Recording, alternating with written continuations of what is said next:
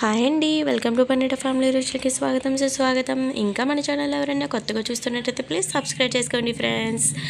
ఇంకా ఇవాళ వీడియో వచ్చేసి పచ్చిశనగలతో వడల్ని ఎలా ప్రిపేర్ చేసుకోవాలో చూద్దామా మరి. పచ్చిశనగలతో వడల్ని ఎలా ప్రిపేర్ చేసుకోవాలో చూద్దామా మరి. ముందుగా ఇలాగా కొద్దిగా వాటర్ తీసుకొని పచ్చిశనగలన్నీ కూడా అందులోకి వేసేసుకోవాలి. 1-2 సార్లు శుభ్రంగా కడిగేసుకొని నైట్ అంతా కూడా ఓవర్ నైట్ అంతా కూడా ఈ శనగల్ని నానబెట్టేసుకోవాలి. సో మార్నింగ్కి నాకు ఈ విధంగా నీళ్ళు వంపేసి అయితే చూపిస్తున్నానండి.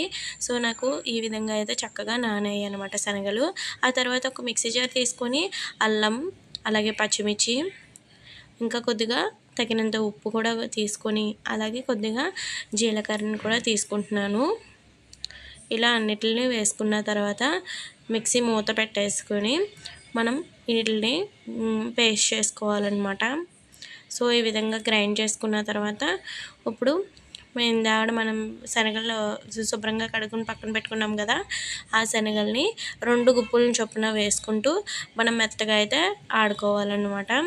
సో అప్పుడప్పుడు కొద్దిగా వాటర్ వేసుకుంటూ ఆడుకోండి. ఎక్కువ వేస్తే మళ్ళీ మిక్సీ జార్ కూడా నలగదనమాట. 2 గుప్పుల చొప్పున వేసుకుంటే చక్కగా నలుగుతుంది, లేకపోతే మనకి మిక్సీ జార్ కూడా పోతుందనమాట. కొద్దిగా వేసుకొని అవసరమైతే నీళ్ళు పోసుకొని ఆడుకోండి.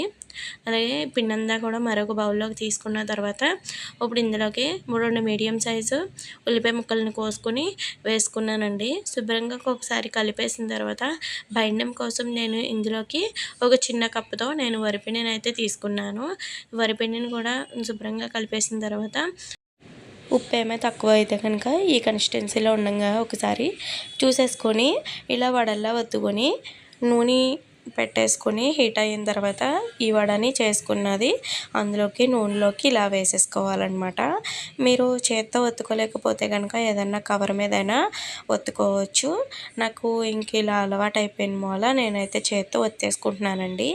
మీరు కావాలంటే ఒక కవర్ మీద అయినా సహాయంతో ఒత్తుకోవచ్చు అనమాట. సో ఈ విధంగా అన్నిటిని కూడా ఎండు ఆయిల్ అయితే అన్ని ఆయిల్ని కూడా అలా వేసేసుకొని కొద్దిగా కలర్ వచ్చేదాకా కూడా నూనెలో వేగించుకోవాలన్నమాట. ఒక్కసారి ఈ విధంగా ట్రై చేయండి, చాలా బాగుంటుంది. మనకి బ్రేక్ఫాస్ట్ కూడా చాలా ఈజీగా అయిపోతుంది అనమాట.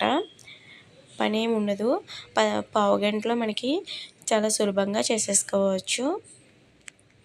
మీరు ఎప్పుడైనా మార్నింగ్ ఏమైనా టిఫిన్ చేసుకోవాలంటే కనుక ఈ విధంగా ట్రై చేయండి.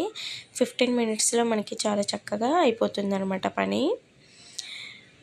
సో అన్నిటిని కూడా ఇలాగే ఆయిల్ కింద వేసుకొని వేగించేసుకొని పక్కకు తీసేసుకోవాలి.